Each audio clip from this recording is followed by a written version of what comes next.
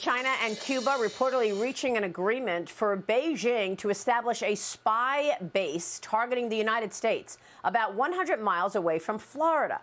Fox News' chief national security correspondent Jennifer Griffin pressing the Pentagon on this yesterday. Watch this.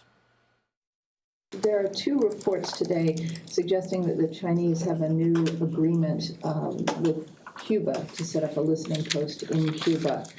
Are those reports accurate? That is not accurate, that we are not aware of China and Cuba developing any type of spy station. Have you seen China set up any military base in Cuba? Is there any plans afoot we've seen elsewhere in the region that they have?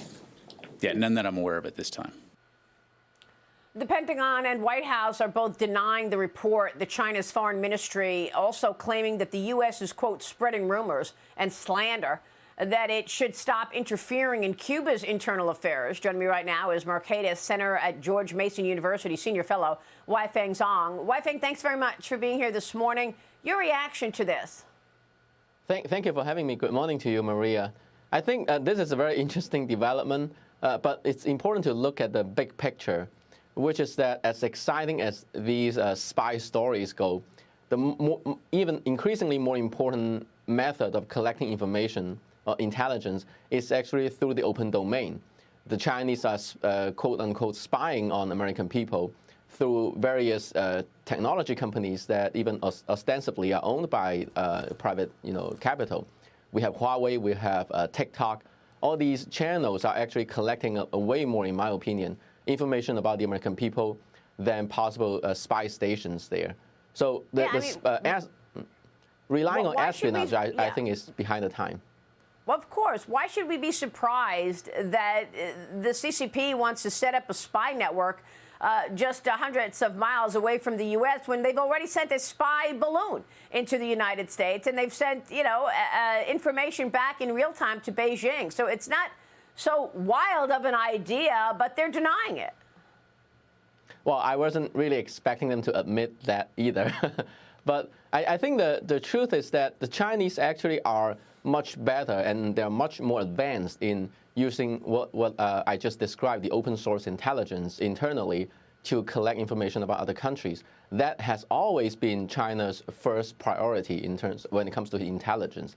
It's the American intelligence agencies are falling behind because for a long time, since ever, we are focusing almost exclusively on stealing secrets and keeping them from other countries.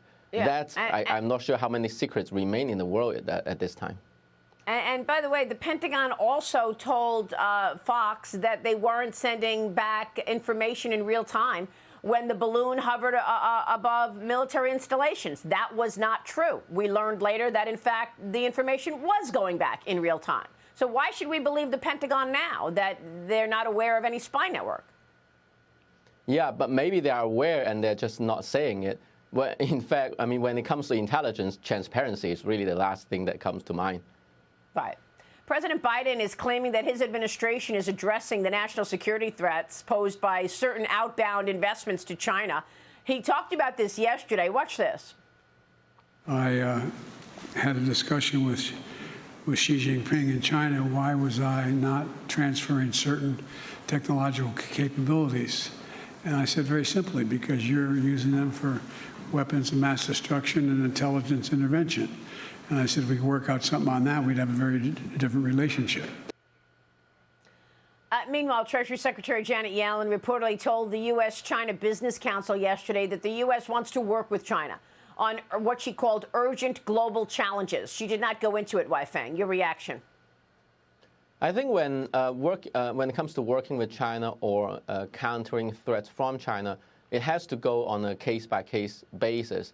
I think it's a good idea to curb technology transfers, as the president has mentioned, when it comes to high-tech segments, semiconductor chips, for example. Curbing investment into China may not be a good idea because it only hurts us without really changing Chinese behavior. It's not that the Chinese companies really are short on cash or anything. And then when it comes to global climate change, I think cooperation with China at this time is much harder than it used to be because when the Chinese regime is so malicious against all these other Western countries, it's really hard to cooperate, and that's not really surprising. Weifeng, let me get your take on what specifically Communist China wants to learn from the United States with all of this surveillance underway. And what are they using this information for? Will they come back and use it against us? What do you think the strategy is here? The Chinese are very good at playing the so-called long games.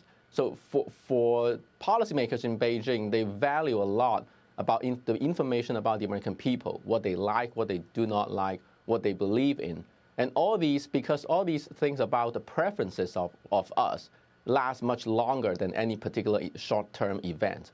So Beijing has always focused on getting this kind of characteristics about the American electorate, and maybe in the future they could be used as ways to manipulate elections, or even just designing message that appeal to us the most and benefit Beijing the most. Yeah, makes a lot of sense. Weifeng, thanks very much for taking all of that on. Weifeng Zhong joining us this morning. Good to see you, sir. Thank you. Quick break, then American identity.